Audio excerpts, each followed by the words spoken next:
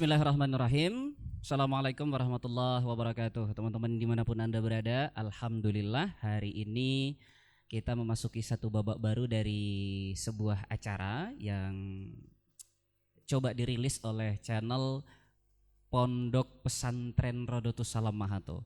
Bagi Anda yang belum tahu channel ini, silahkan kunjungi channel ini. Dan sore hari ini kita ada satu tema menarik, yaitu Alumni Talk. Nah, acara ini adalah sebuah ide kreatif dari teman-teman di Rodotus Salam Mahato untuk berbagi cerita, berbagi pengalaman dengan beberapa alumni Rodotus Salam yang sudah mencoba untuk melebarkan sayap studinya. Jadi kalau ngomongin belajar ke luar negeri atau studi abroad, kayaknya nggak seru kalau kita nggak ngundang alumni yang sudah berkiprah jauh nun di sana, ada bahkan yang sudah di luar negeri.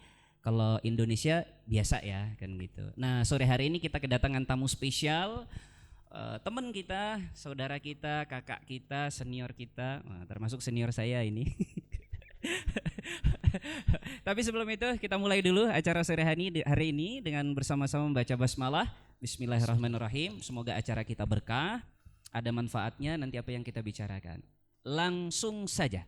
Ini dia yang kita bicarakan tadi. Nah, di sisi kiri saya ada, coba kenalkan dulu Ustadz, namanya siapa Ustadz? Perkenalkan, nama saya Doli Irfansyah. Doli Irfansyah, ya. Ustadz Doli atau kita panggil Kak Doli nih? Atau panggil Abang Doli? Gimana asiknya aja Ustaz? Teman-teman sekalian, dimanapun Anda berada, kalau biasanya kita di sini suka manggilnya Al-Ahdoli. Nah, tapi karena dia sudah jauh melanglang buana di negerinya para nabi, kita panggil dia Ustadz. Nah, ini bagian dari penghormatan kita dan penghormatan kepada ilmu. Selamat datang Ustadz Doli. Ahlan wa sahlan bikudumikum. Kok diam aja Ustadz? Agak grogi Ustaz. Jangan grogi Ustadz, biasa aja. Ini pertama kali kita pengen cerita, kita pengen ngobrol dengan Ustadz Doli. Alhamdulillah kalau nggak salah Ustadz Doli ini sudah masuk tahun ketiga atau kedua di. Sebelumnya studinya di mana nih Ustadz Doli? Sebelumnya saya studi di Pondok Pesantren Modern Rodotus Salam. Oh, alumni Rodotus Salam. Ya, alhamdulillah alumni keempat Ustaz. Iya. 2017. Alumni 2017. Alumni 2017. Sekarang lanjut studi di Kairo. Kairo. Kairo itu di sebelah mana Ustadz? Di sebelah mana? Di negara Mesir. Negara Mesir ya. Teman-teman pasti tahu, silakan cek silakan cek peta dunia, ada negara Mesir. Nah, tahu ceritanya Nabi Musa, tahu kisahnya Firaun. Nah, di situ. Di situ terkenal ada sebuah universitas tertua di dunia namanya Al-Azhar. Nah, Al-Azhar Kairo. Nah, ini Ustadz Doli alhamdulillah alumni Rodotus Salam sekarang sudah melanjutkan studi di Al-Azhar Kairo ya. Ya Ustaz, Nah, alhamdulillah. ini tahun keberapa nih Ustadz Doli di Al-Azhar Kairo? Alhamdulillah sekarang tahun ketiga Ustaz di Tahun Al-Azhar. ketiga. Ya. Kalau hitungan semesternya? Semester 4 sekarang. Semester 4. Ya. Sudah dilewati atau belum? Proses Ustaz, belum Proses dilewati. ya. Proses, oke. Kita tahu teman-teman, untuk mencapai tingkat atau naik tingkat di Al-Azhar Kairo itu sangat sulit sekali. Maka ini kita luar biasa. Kita akan ngobrol banyak, akan kupas banyak dengan Ustadz Doli ini, bagaimana beliau dari kampung, dari desa yang kecil, dari pesantren yang kecil seperti ini, tapi punya azam yang kuat, punya tekad yang kuat, sampai bisa studi ke sebuah universitas tertua di dunia. Jangan lewatkan ya, terus pantau channel kita, ikuti kebersamaan kita sore hari ini, biar Anda yang punya cita-cita bisa untuk studi ke luar negeri juga tahu caranya, juga tahu triknya, juga dapat semangatnya. Ustadz Doli, jadi kalau ngomongin studi ke Mesir, kadang-kadang kan anak-anak atau santri atau teman-teman semuanya di luar di mana-mana itu kan pasti pengen studi ke Mesir begitu ya. Tapi sebenarnya persiapan pertama yang menurut antum paling penting yang harus dipersiapkan oleh seorang yang memiliki cita-cita untuk studi ke Mesir atau ke Al-Azhar khususnya. Kita spesifik ke Al-Azhar aja ya, karena antum kan di sana. Apa Ustadz Doli persiapan dasarnya? Kalau menurut saya Ustaz, persiapan dasar terkhusus ke Al-Azhar Kairo yang paling pertama adalah hafalan Al-Quran Ustaz. Hafalan Quran ya. Hafalan Al-Quran. Setelah itu baru kita tambah dengan ilmu-ilmu yang sudah belajar di pondok pesantren seperti nahwu, shorof, balago dan sebagainya. Iya. Nah kalau kita sudah dari pondok pesantren, insya Allah kita nggak akan kesulitan ujiannya. Mungkin hanya sulit di ujian Al-Quran saja. Nah karena poin penting masuk Al-Azhar itu adalah Al-Quran. Al-Quran, Iya. hafalan Quran. Hafalan ya? Quran. Ada ini ndak? Ada batasannya ndak, harus berapa juz begitu untuk hafalan Quran ketika kita ujian itu? Nah kalau khusus untuk ujian, karena saya dari Kemenak, Ustaz, Kementerian Agama, itu ada batasan sendiri. Kemarin kita teman-teman yang baru berangkat 2018, kita dibatasi 2 juz, juz 1 dan juz 2. Juz 1 dan juz 2. Ya. Ketika ujian itu memang diuji full atau random begitu? Nah kalau ujian itu, Ustaz, ada yang di ujian full, ada yang random, itu random. tergantung pengujinya. Tergantung penguji ya, ya. tergantung penguji. Jadi persiapan dasar kalau bisa Al-Quran, hafalan Quran. Tapi kalau teman-teman yang punya basic sekolah di pesantren kayaknya sudah tertolong ya Bisa. dengan materi-materi bahasa Iya, Arab seperti bahasa dan lain sebagainya. Dengar kabarnya juga selain Al-Quran, selain dirasah Arabiyah atau pelajaran-pelajaran yang berbau bahasa Arab, wawasan dunia kita juga ditanya gitu ya, enggak?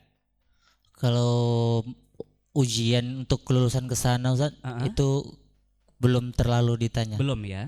Belum. Al-Quran dan pelajaran-pelajaran agama. Fokusnya Fokusnya ke ke sana, Al-Quran Ustaz. Ya, fokusnya ke Al-Quran. Oke.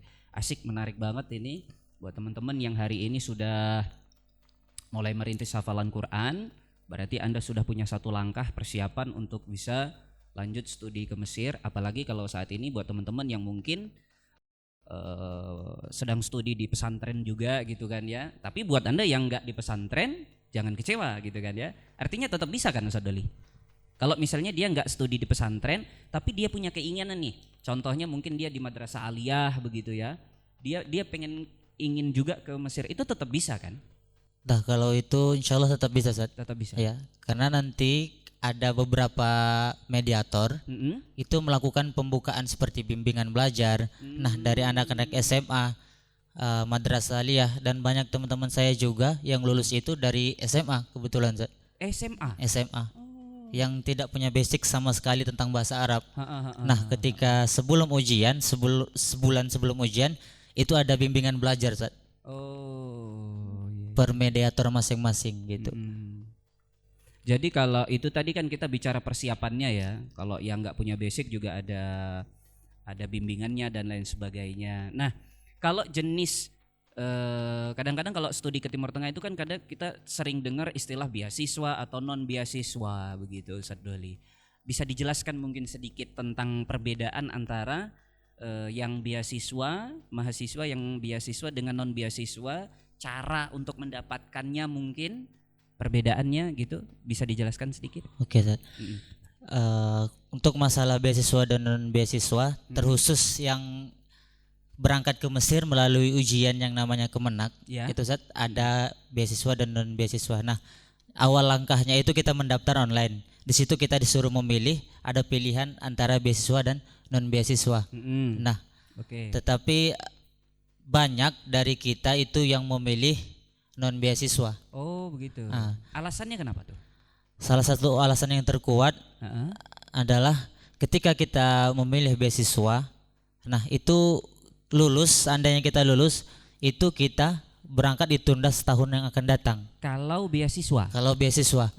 Nah kalau non beasiswa, insya Allah kalau tidak ada halangan di tahun itu ketika selesai ujian, 3 bulan atau 4 bulan kemudian namanya keluar, insya Allah berangkat, Ustaz. Langsung berangkat.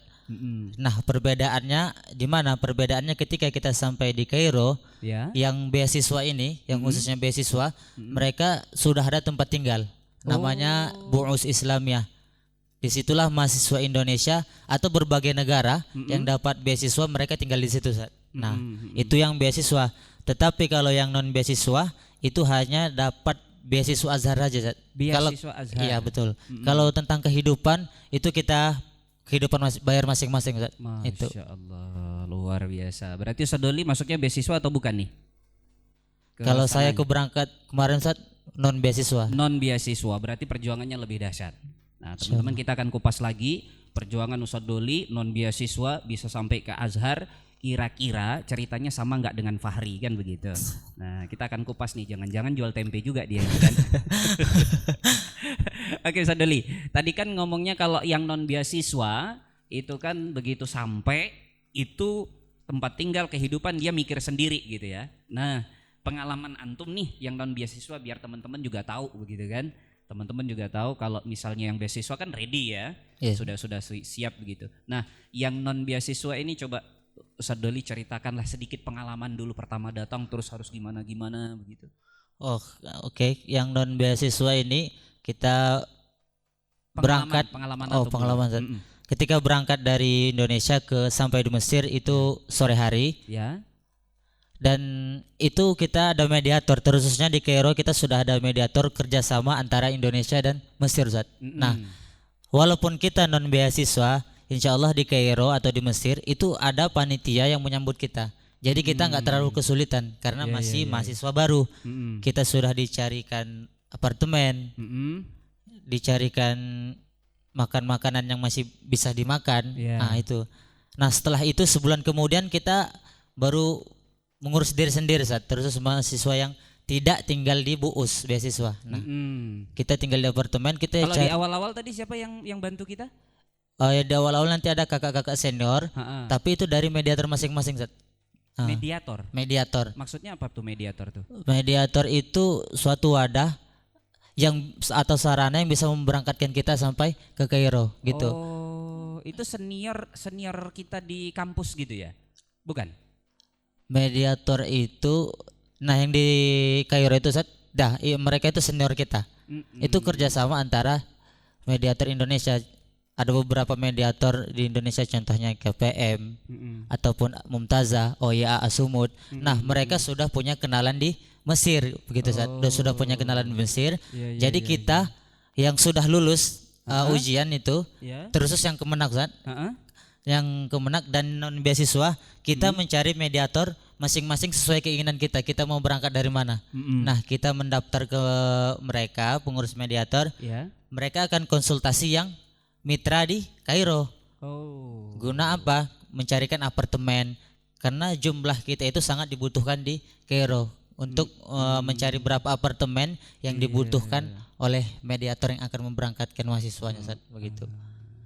Terus setelah itu kita sebulan di sana, itu yang non beasiswa itu sudah tidak ada campur tangan dari kakak kelas lagi. Mungkin sebulan kita memijakan kaki di Kairo itu mereka masih membantu kita mencarikan makan, menemani bagaimana cara berbahasa atau sebagainya. Nah setelah itu kita mandiri, kita mencari makan sendiri. Alhamdulillah kita juga ada bantuan dari orang Mesir. Nah itu kita lebih kerja keras lagi daripada orang yang dapat beasiswa dari Kemenang, karena mereka sudah ada tempat tinggal, sudah ada, dan mereka alhamdulillah dapat sangu juga Ustaz. Gitu ya. Dari Indonesia ya. Begitu. Kalau yang non beasiswa sangunya dari mana? Nah kalau yang non beasiswa itu sangunya dari orang tua, tetapi ada yang khusus gitu Ustaz. Untuk non beasiswa itu mereka bisa cari beasiswa di Kairo sendiri. Oh gitu. Jadi walaupun kita orang Indonesia. Iya Ustaz, alhamdulillah gitu. Nah jadi teman-teman, jika berangkat itu tidak nama beasiswa, mendaftar atas nama non beasiswa itu nggak masalah Ustaz. Nah nggak apa-apa kita berangkat non beasiswa sampai Mesir, kita kuliahnya gratis di Azhar. Nah setelah kita ujian keluar nilai, itu kita bisa ngajukan raport nilai kita Ustaz. Contohnya ke Azhar langsung boleh. Ke BUUS ke boleh. Universitas. Boleh Ustaz ya, universitas. Atau ke Baitul Zakat yang berasal dari Kuwait, itu boleh. Rata-rata mahasiswa banyak memburu itu Ustaz. Baitul Zakat Kuwait dan BUUS Azhar. Ada syaratnya enggak Ustaz Doli untuk dapat itu? Nah syaratnya terkhusus mahasiswa Indonesia, alhamdulillah mahasiswa Indonesia sana terkenal lumayan cerdas Ustaz. Jadi batasan mahasiswa Indonesia itu kemarin kalau tidak salah itu paling rendah Jayid. Oh gitu. Ya. Nah yang dapat Jayid sampai Mumtaz itu kita boleh memajukan raport kita atau memberi raport kita kepada pihak yang membuka beasiswa tersebut. Nah setelah itu ada beberapa syaratnya, itu mereka akan menentukan sendiri. Itu tiap tahun akan berbeda syaratnya, tergantung yang mereka inginkan begitu. Oh berarti nasib-nasiban juga ya? Tapi yang jelas standarisasi akademisi juga dipertimbangkan ya. Baik, itu tadi cerita kita tentang bagaimana perjuangan untuk teman-teman yang non beasiswa. Alhamdulillah ini Ustadz Doli hari ini cerita dan beliau pengalaman langsung di non beasiswa gitu kan ya. Berarti perjuangannya juga lebih tinggi ya, lebih keras gitu ya untuk ini dan lain sebagainya. Oke, Ustadz Doli, ini kalau kita ngomongin masalah studi di Azhar ini menarik banget. Kenapa? Karena satu, memang sebuah universitas yang legendaris banget dan rata-rata alumni Al-Azhar itu kan nggak perlu diragukan, punya spesifikasi tersendiri gitu kan ya. Nah, dari sekian banyak dari sekian banyak pengalaman sampai sejauh ini, sampai hampir semester 4 ini, begitu kan ya, yang menurut antum yang paling berat itu apa?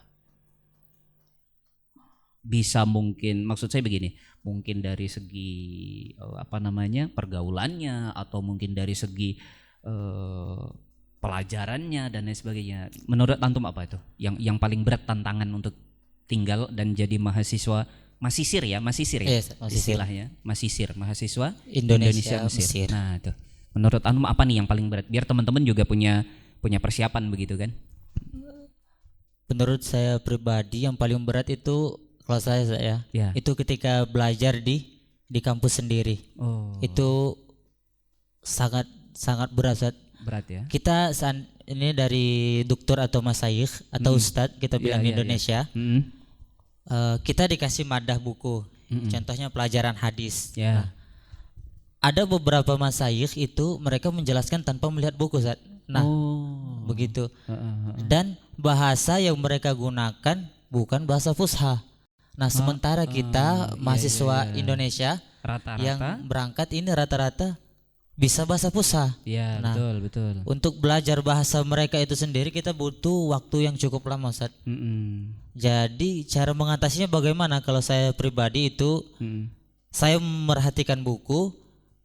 Yang kedua, saya meletakkan HP saya dan membuka rekaman, itu saya taruh di meja dokturnya. Saya taruh di meja doktur. Ya? Itu boleh, Ustaz. Itu saya ketika tingkat 1 itu semester 1 itu kita ada masuk hampir 2.000-3.000 orang satu kelas, Ustaz.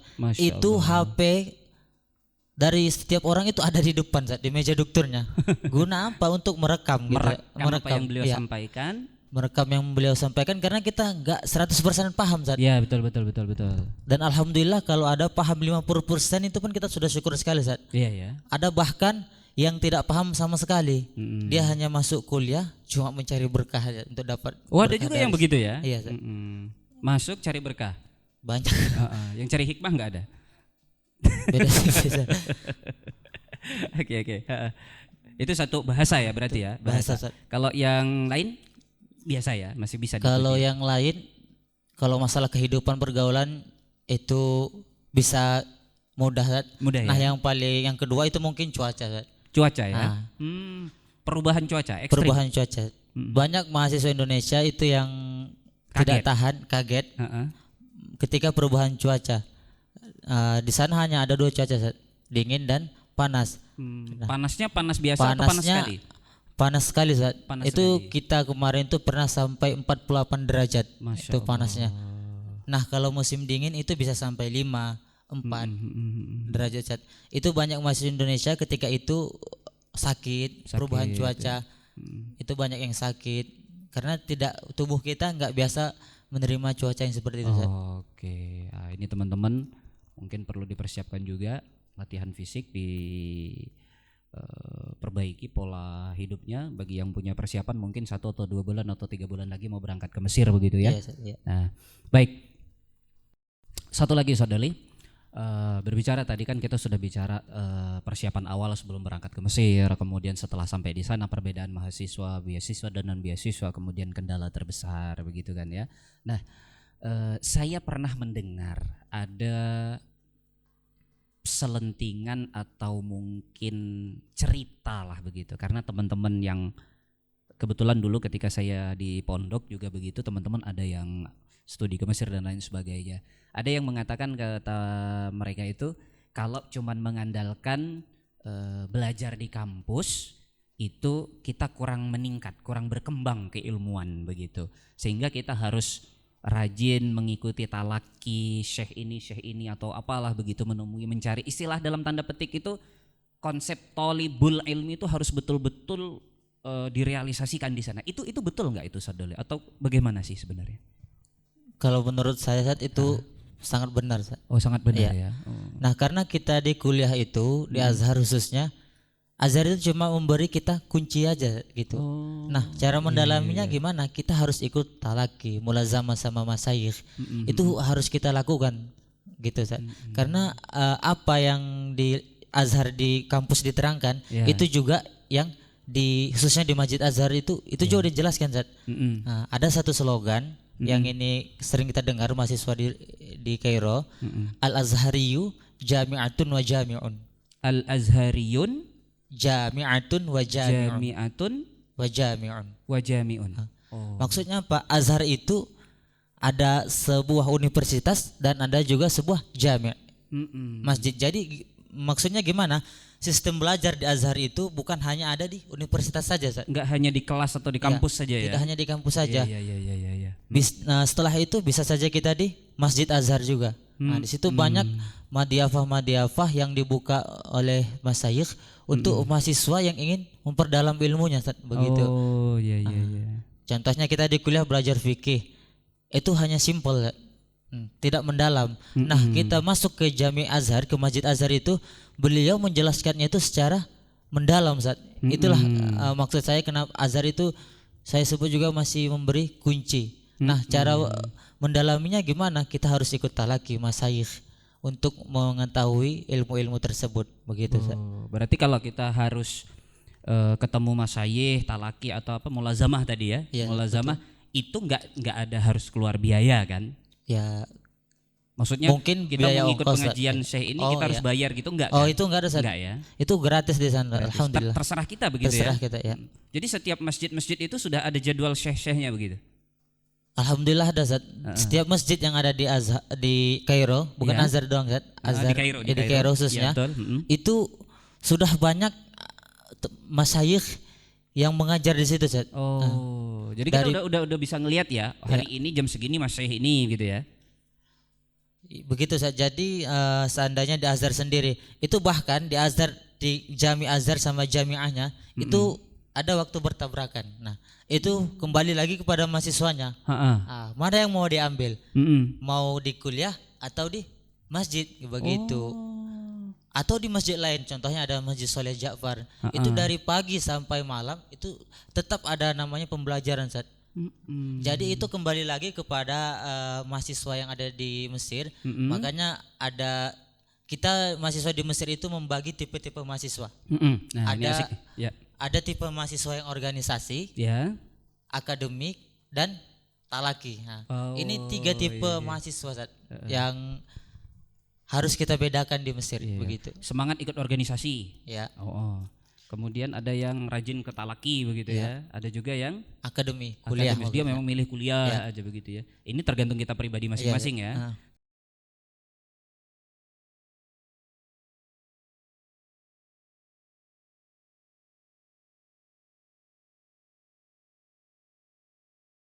Ini begitu dan lain sebagainya ya.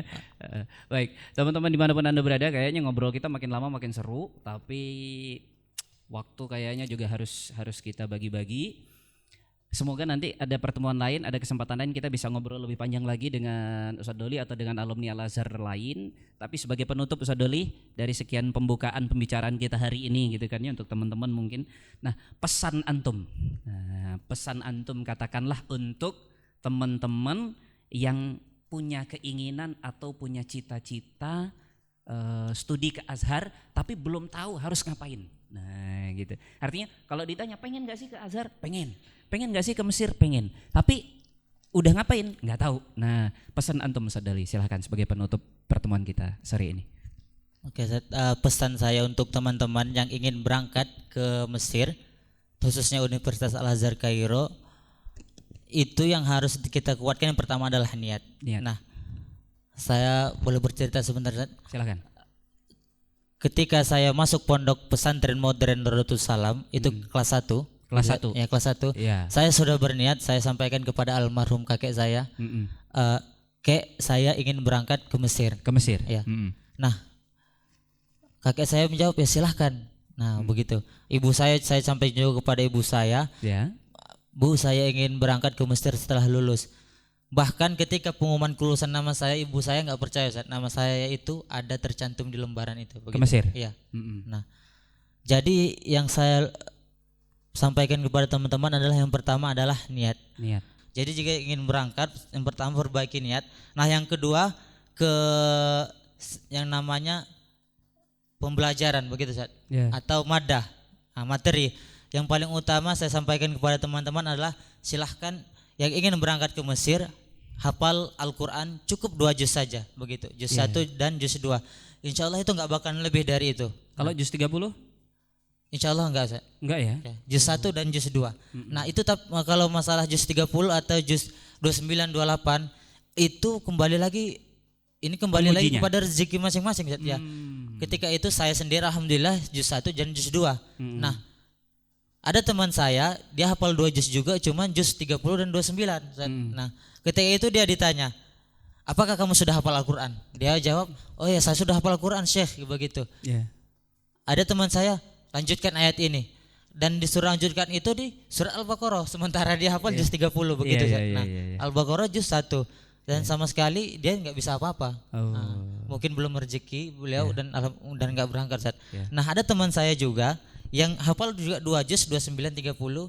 Tetapi saya kurang tahu apakah dia banyak doa atau apa begitu, Ustaz. Kan masyayiknya itu nanya dulu, juz berapa yang kamu hafal, begitu, Ustaz.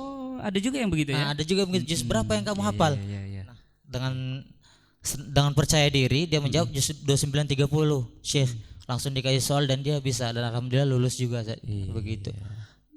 Jadi poin pertama yang harus kita kuatkan adalah Al-Quran, karena di Azhar itu Al-Quran sangat ditekankan, begitu. Walaupun di Azhar itu sendiri terus mahasiswa pendatang itu tidak sampai habis 30 juz, sampai semester akhir saat itu enggak sampai 30 juz, paling banyak mungkin 10 juz. 10 juz ya, mahasiswa pendatang. Tapi ujian Al-Quran itu sangat membantu sekali, Ustaz. Sangat membantu madah-madah kita yang rosip, yang ketinggalan, begitu. Yang ketinggalan itu sangat membantu. Saya kurang paham bagaimana cara menilai para masyayikh, begitu, Ustaz. Ketika seandainya ada teman saya, dia rosip di madah hadis, begitu, Ustaz. Nah, ketika ujian Al-Quran, rosip ini nggak lulus ya? Ya, maksudnya bawa SKS, begitu, Ustaz, bahasa Indonesia. Harus diperbaiki. Ya, harus diperbaiki, diulang lagi tahun depan. Nah, ketika ujian Al-Quran dia dapat nilai mumtaz, begitu, Ustaz. Nilai mumtaz ini membantu nilai-nilai yang rosip, begitu, Ustaz. Nilai madah-madah yang rosip hadis, fikih itu sangat membantu, Ustaz. Seandainya kita dapat nilai nakis, itu bisa diangkat menjadi makbul. Nah, begitu. Jadi yang paling penting itu adalah Al-Quran, dan pelajaran lain itu kita menambahnya saja. Menambah. Oke.